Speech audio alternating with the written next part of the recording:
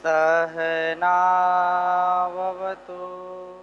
सहनौ भुनक्तु सह वीर्यं करवावहै तेजस्विनावधीतमस्तु मा विद्विषावहै।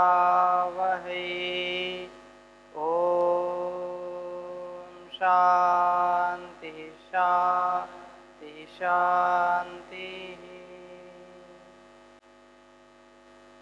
वेदो अखिलो धर्मूलम। वेद सब सत्य विद्याओं का पुस्तक है। वेद का पढ़ना, पढ़ाना, सुनना, सुनाना तथा आचरण में लाना हम सबका परम कर्तव्य है। जब तक वेद का ज्ञान हमारे मन, वाणी और व्यवहार में नहीं उतरेगा तब तक कल्याण नहीं हो सकता है। इसलिए हम इसको आत्मसात करें। इस जीवन और जगत के कल्याण के लिए, व्यष्टि से समष्टि के उत्थान के लिए हम हर प्रकार से जीवन और जगत का चरमोत्कर्ष करें। वेद विद्या के अंतर्गत हम उपनिषद सार पढ़ रहे हैं। कठोपनिषद की चर्चा चल रही है और ब्रह्म का स्वरूप और उसका नाम, उस परम पिता परमेश्वर का मुख्य नाम क्या है, उसका आलंबन हमने कल चर्चा की थी पिछली कक्षा में कि संसार में सबको आलंबन चाहिए। बिना आलंबन के कोई रह नहीं सकता है। हम बैठे तो भी किसी न किसी आलंबन से बैठे, किसी न किसी आधार से बैठे हैं। तो आलंबन चाहिए, लेकिन कैसा आलंबन हो? शाश्वत आलंबन होना चाहिए और ऐसा आलंबन जो सदा रहता है, कभी भी जिसका ह्रास नहीं होता, कभी जिसका क्षय नहीं होता, जो अक्षय ऊर्जा का भंडार है, जो समस्त संसार में जड़ चेतन इस जीव जगत का भरण पोषण करने वाला है, संसार को चलाने वाला है। तो इसी बात को फिर आगे ब्रह्म विद्या के अंतर्गत जीवात्मा के स्वरूप का भी वर्णन कर रहे हैं। और यहाँ पर 18वें श्लोक में क्या कहा है, उच्चारण करेंगे। ना जायते म्रियते वा विपश्चिन्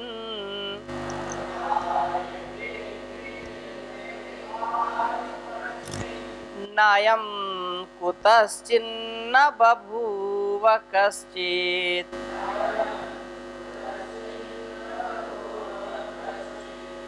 अजो नित्यः शाश्वतोऽयं पुराणो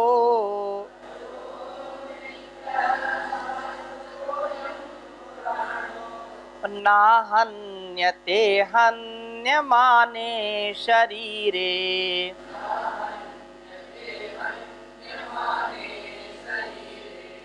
बहुत सुंदर बात कही है कि आत्मा का स्वरूप क्या है और आत्मा के स्वरूप को हम सच्चे अर्थों में जाने। कहा कि ना जायते मृत्यते वा विपश्चिन्। हे नचिकेता, जिस प्रकार से ईश्वर अजर है, अमर है, अविनाशी है, नित्य है, शुद्ध है, बुद्ध है, शाश्वत है, वैसे ही यह जीवात्मा है। ना जायते, ये कभी जन्म नहीं लेता। यही बात भगवान श्री कृष्णचंद्र ने गीता में कही है, उपदेश किया है। ना जायते न म्रियते, ये कभी जन्म नहीं लेता है और ना कभी मरता है। संसार में जो कुछ जन्म लेता है अर्थात यहाँ आता है तो यहाँ से जाता भी है। यहाँ पर कुछ भी रहता नहीं है, लेकिन जड़ के विषय में हम ऐसा कह सकते हैं कि उसका स्वरूप परिवर्तित हो जाता है। अभी ये लकड़ी है, मेज है, ये परिवर्तित हो जाएगी मिट्टी में। ये शरीर है तो भस्मांतम शरीरम, ये पंच तत्व का शरीर है और पांचों तत्वों में विलीन हो जाता है। होता है कि नहीं होता? ये भौतिक है और ये नाशवान है, लेकिन आत्मा अभौतिक है, नाश को प्राप्त नहीं होता है। इसलिए कहा ना म्रियते, ये कभी मरता नहीं है, क्योंकि मरता वही है जिसका जन्म होता है। एक दिन हमने चर्चा की थी आत्मा के विषय में, कभी कोई कहता नहीं मरता है। क्या कहते हैं? मर गया, अर्थात शरीर तो मरा और इसके अंदर रहने वाला कहीं गया, चल बसा, यहां से चला और कहीं जाकर के बस गया। कहते हैं कि इसका देहांत हो गया। आत्मांत कोई कहता है क्या? आत्मा का अंत हो गया कोई कहता है आत्मांत हो गया? नहीं कहता। देहांत हो गया, देह का अंत हुआ है, आत्मा का अंत कभी होता नहीं है। इसलिए इस बात को समझना चाहिए। और ईशोपनिषद के मंत्र में भी, यजुर्वेद के मंत्र में कहा, वायुर अनिलम अमृतम अथेदम भस्मांतम शरीरम ओम कृतस्मर कृतमस्मर कृतस्मर कृतमस्मर। इसके अंदर जो रहने वाला है, ये सारा संसार हम जो देखते हैं, इसमें पार्थिव तत्व कुछ ना कुछ है। बिना पृथ्वी के कोई चीज हमको दिखाई नहीं देती है। चाहे हम पुस्तक की बात करें, मेज की बात करें, वस्त्र की बात करें, किसी भी वस्तु की बात करें, कुछ ना कुछ पृथ्वी का तत्व उसमें होता है कि नहीं? शरीर में भी पृथ्वी है ना, 5 तत्व हैं। तो ये पार्थिव जो चीजें हैं, ये इसको इला कहते हैं। पृथ्वी को इला क्या, पृथ्वी को क्या कहते हैं? इला। और अनिला, जिसमें इला नहीं है, जो पार्थिव नहीं है। आत्मा क्या है? अपार्थिव है, पार्थिव नहीं है, क्योंकि ये पृथ्वी से बना नहीं है। आप सुनते होंगे कि पार्थिव शरीर, जब किसी का देहांत होता है तो कहते हैं कि पार्थिव शरीर लाया गया, पार्थिव शरीर ले गए। अर्थात पृथ्वी से बना जो शरीर है उसको क्या कहते हैं? पार्थिव। और कहीं कहीं ये भी बोलते हैं कि ये मिट्टी है, उसकी मिट्टी आई, उसकी मिट्टी गई, ऐसा बोलते हैं ना। कोई व्यक्ति नहीं रहा तो उसकी मिट्टी, अब उसको नाम नहीं लेंगे, उस मिट्टी गई। तो कहने का आशय क्या है कि हमारी आत्मा पार्थिव नहीं है, ये भौतिक नहीं है। इसलिए कहा ना जायते ना म्रियते, न ये जन्म लेता है और ना कभी मरता है। और अगली बात क्या कही? अजह नित्य शाश्वतोयम पुराणो। ये जो आत्मा है ना, ये अजर अमर नित्य सदा रहने वाला है, अनादि है। 3 तत्व अनादि है, अनंत है। इनका कोई आदि नहीं है और इनका कोई अंत नहीं है। आत्मा, परमात्मा और प्रकृति। आत्मा, परमात्मा और प्रकृति ये सदा रहने वाले, ये सदा रहते हैं। कभी भी इनका आदि नहीं है और कभी भी इनका अंत नहीं। परमात्मा सबसे ज्यादा शक्तिशाली है। अब समझते हैं कैसे? प्रसंग इसलिए मैं समझा रहा हूं। प्रकृति सत है। प्रकृति क्या है? सत्तात्मक है, इसकी सत्ता है, ये प्रकृति है, इसी से सब निर्मित है। ये सत है, लेकिन इसमें चेतनता नहीं है।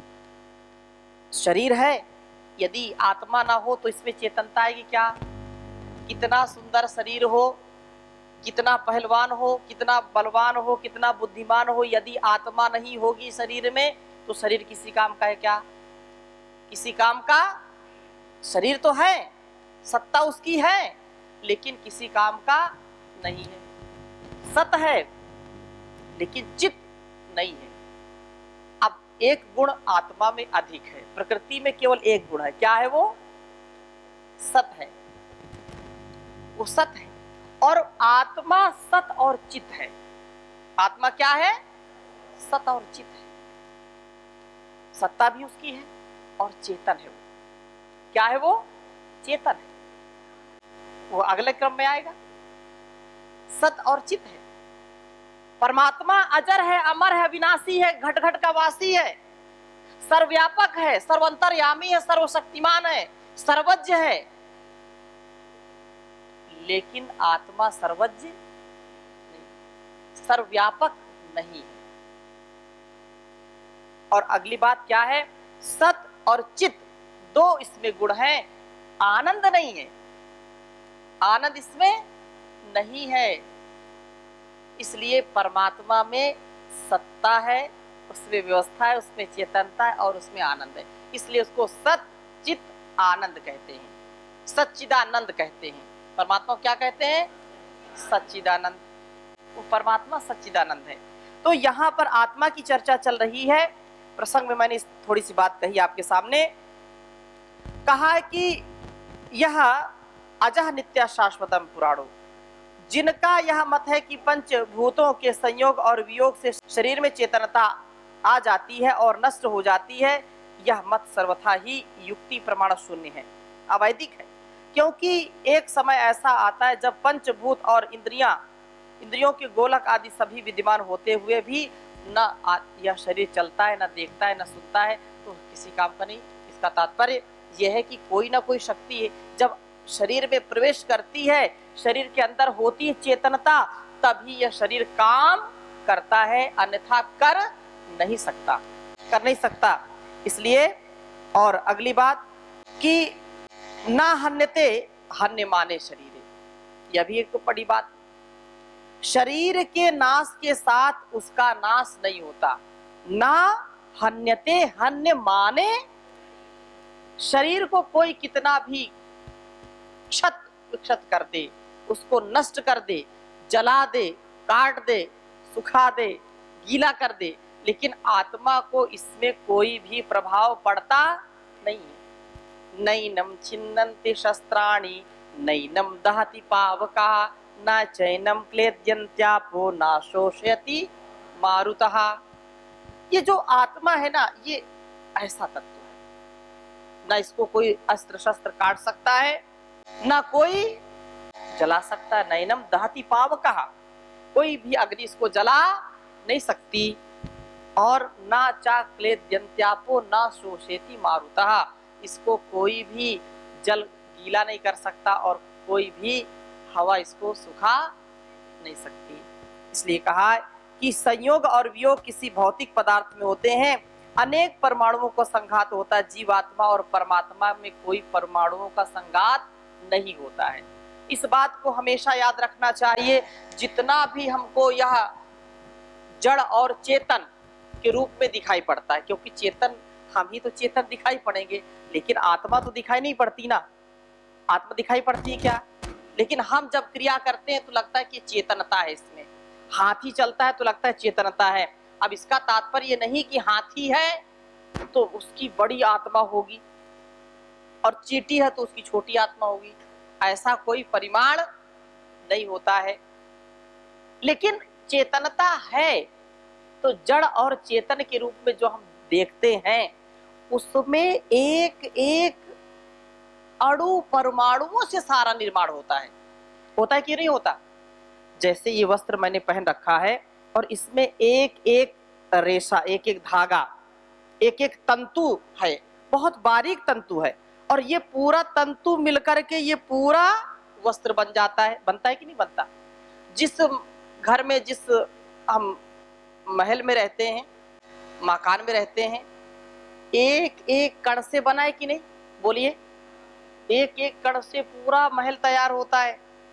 एक एक मिट्टी के कण लिया, मिट्टी, फिर ईंटा, फिर मोरंग, सीमेंट, कितना कितना सारा ये बनता है कि नहीं?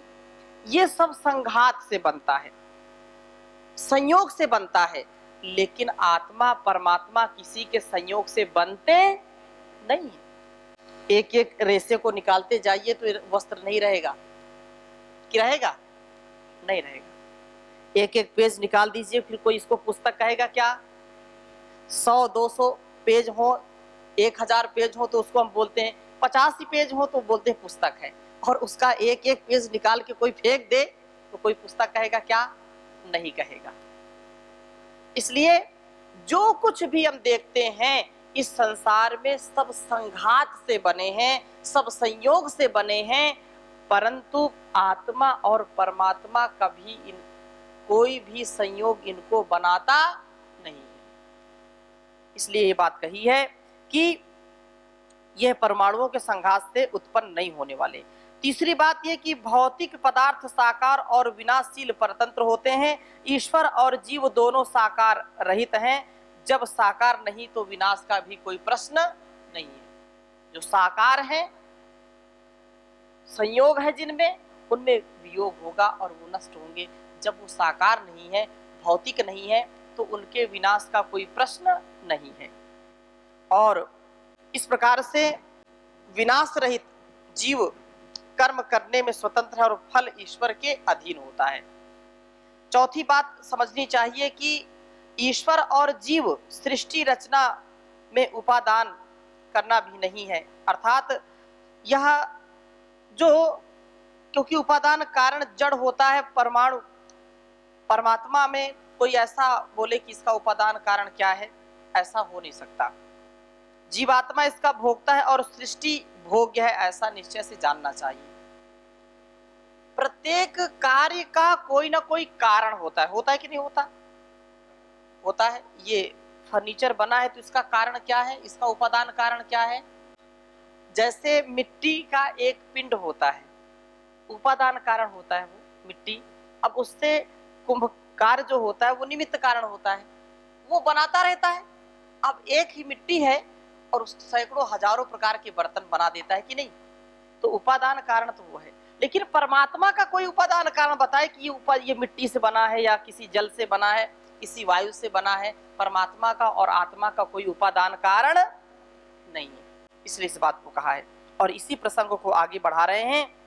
प्रकृति का, ये प्रकृति स्वयं में अपने आप है ना, मैंने कहा अनादि अनंत है ना, इनका कोई आदि है और न कोई इनका अंत है। जैसे मिट्टी से कुंभकार इतने प्रकार के बर्तन बना देता है, वैसे ही प्रकृति से परमात्मा अनेक प्रकार के फल फूल मेवा जो बनाते हैं, और ये रूप अलग अलग प्रकार के बनाते हैं, अलग अलग प्रकार के जीव जंतु बनाते हैं।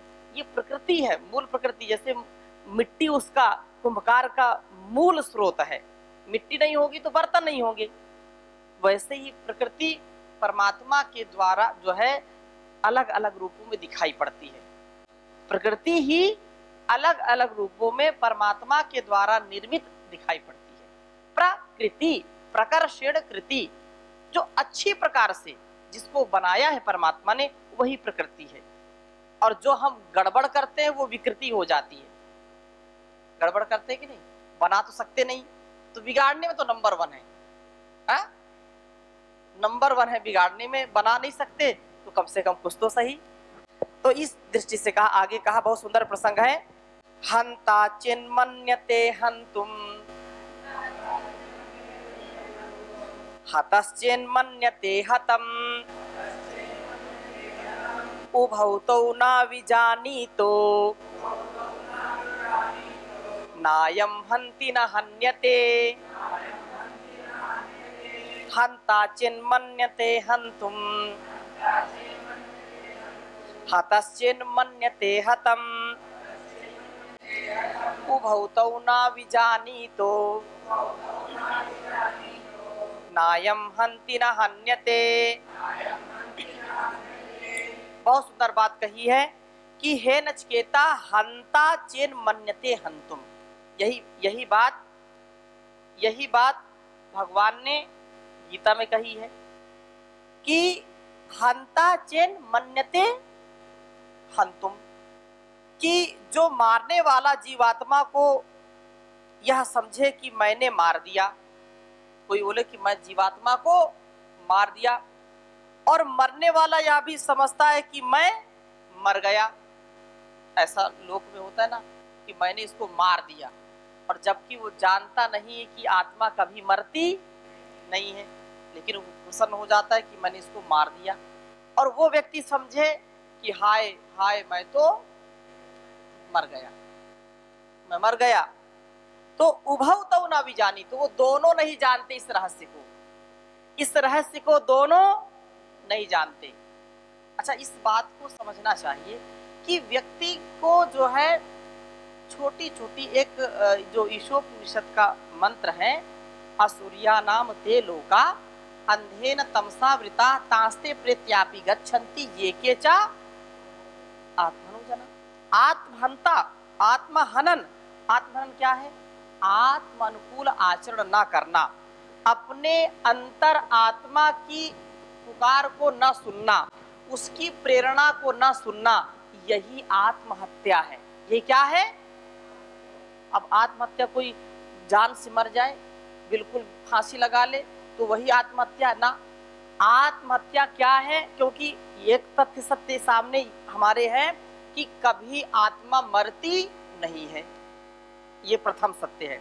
फिर मंत्र में कहा कि ये जो आत्महनोजना, जो आत्महंता है, आत्मा मरती नहीं, एक बात कह दी, और दूसरा कह दिया कि आत्महंता है, तो दो बात कैसे हो गई? कहने का आशय ये है कि जो लोग अपनी आत्मा की पुकार को नहीं सुनते, आत्म अनुकूल आचरण नहीं करते हैं, वे लोग समझो कि मर जाते हैं। बोलते हैं ना, मैं तो मर गया। अरे मर गए तो तुम बोल कैसे रहे हो भाई? मैं हाय हाय मैं तो मर गया, ऐसा बोलते हैं। लेकिन अगर वो मर जाएगा तो बोले कैसे? लेकिन ये बात जैसे बोले हमारे बीच में शेर बैठा हुआ है, शब्द का शब्द लालित्य होता है और हम समझ भी जाते क्या कहना चाहते हैं। हमारे बीच में क्या बैठा है? हमारे बीच में शेर बैठा होगा तो हम या तो वो रहेगा या तो हम रहेंगे, हम रह नहीं सकते। लेकिन एक कहते हैं कि हमारे बीच में साक्षात सरस्वती बैठी है। सरस्वती का मतलब क्या है? सरस्वती का मतलब ये है कि उसका ज्ञान इतना परिपक्व है। बोलो इनकी जुबान में तो सरस्वती है। ये लोक भाषा है, तो ये लालित्य बढ़ाने के लिए, और हम समझते भी हैं। जैसे लोक भाषा में और मैं समझा देता हूँ। जैसे हम शहर में जाते हैं, अब कहीं नया शहर है और हमको स्टेशन के बाहर आकर के कहीं जाना है, तो हम टैक्सी वाले को बुलाते, नाम तो जानते नहीं वो कौन है। अब वो दूर खड़ा है व्यक्ति, तो क्या बोलेंगे? ए टैक्सी टैक्सी टैक्सी इधर आओ। अब टैक्सी थोड़े आएगी, बोलो टैक्सी आएगी क्या? टैक्सी नहीं आएगी, टैक्सी वाला आता है। रिक्शा रिक्शा इधर आओ, रिक्शा। अब रिक्शा तो निर्जीव है, रिक्शा आएगा क्या? नहीं आएगा। लेकिन हम ये समझ लेते हैं कि वो रिक्शा वाले को बुला रहा है। अच्छा, बहुत बड़ा समूह है तो उसमें बोलते हैं, अब नाम तो जानते नहीं, ए चश्मा खड़े हो जाओ, चश्मा इधर आओ, ए टोपी इधर आओ। हम ये क्या समझते हैं कि नाम नहीं जानते लेकिन व्यवहार जानते हैं, और व्यवहार से ही हम उसका अतिशयोक्ति पूर्वक ऐसे ढंग से उसका वर्णन करते हैं और बात भी समझ जाते हैं। तो कहते हैं ये तो मर गया व्यक्ति। मर गया मतलब इसका जमीर मर गया, इसकी आत्मा मर गई। आत्मा कभी मरती नहीं है, लेकिन अपने जो वसूलों से गिर जाता है, अपने जो अस्तित्व से, अपने व्रत से, अपने संकल्प से, अपने विचार से, अपने पावित्र से जो गिर जाता है, समझो उसी दिन उसकी मृत्यु हो जाती है। नहीं तो मृत्यु कभी होती नहीं है। आत्महंता व्यक्ति होता नहीं जो आत्म अनुकूल आचरण करता है। इसलिए महाभारत में बहुत सुंदर बात कही कि वास्तव में धर्म क्या है। धर्म वो है जो आत्म अनुकूल आचरण किया जाए। क्या कहा? आत्म अनुकूल आचरण। श्रूयताम धर्म सर्वस्वम श्रुत्वा च अवधार्यताम आत्मनः प्रतिकूलानि परेशान न समाचरेत। सुनो सुनो सुनो, श्रूयताम धर्म सर्वस्वम। जो धर्म का सार क्या है? धर्म का सार ये है कि तुम कभी भी अपने आत्म विमुख होकर के आचरण किसी के साथ नहीं करना। जो तुम अपने लिए कल्याण चाहते हो, अपने लिए जो शुभ चाहते हो, वही दूसरों के लिए चाहना, यही धर्म है। कोई हिंदू, मुस्लिम, सिख, ईसाई, जैन, पारसी, बौद्ध नहीं है। एक ही इंसानियत का, जो मानवता का, वेद कहता मनुर्भव। ऐ दुनिया के लोगों तुम मनुष्य बनो। मनुष्यता ही सबसे बड़ा धर्म है, जो हमारा निज कर्तव्य है। मैं सन्यासी हूं तो सन्यासी का क्या कर्तव्य? यही धर्म है। मैं एक राष्ट्रभक्त हूं तो राष्ट्रभक्त का क्या कर्तव्य है? मैं एक माँ हूं, मैं एक पिता हूं, मैं एक पति हूं, मैं एक पत्नी हूं, मैं भाई हूं, मैं बहन हूं, मैं मित्र हूं। तो ये अपने कर्तव्यों का पालन करना, यही स्वधर्म है। और इससे जो पतित होता है समझो उसी दिन उसका मरण हो गया, उसकी मृत्यु हो गई।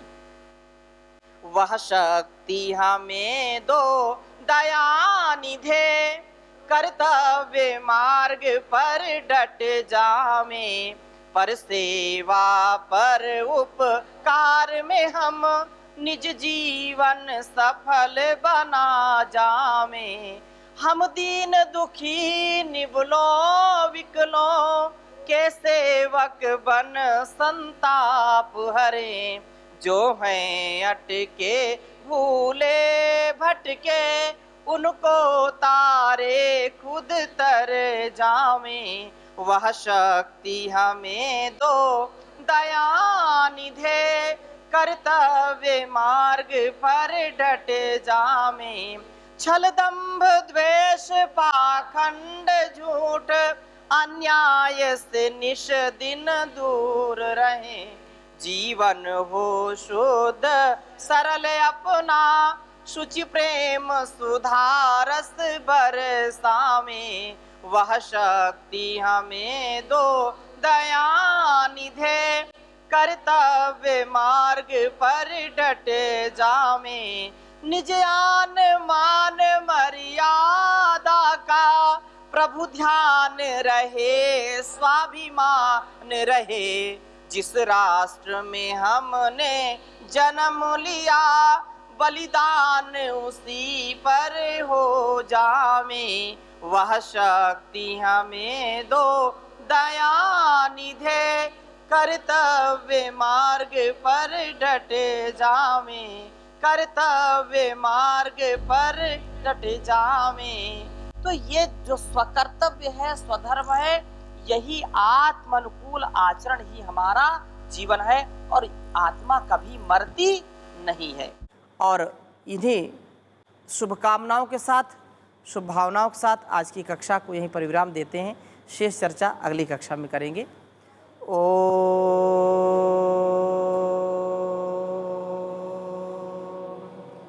शांति शांति शांति।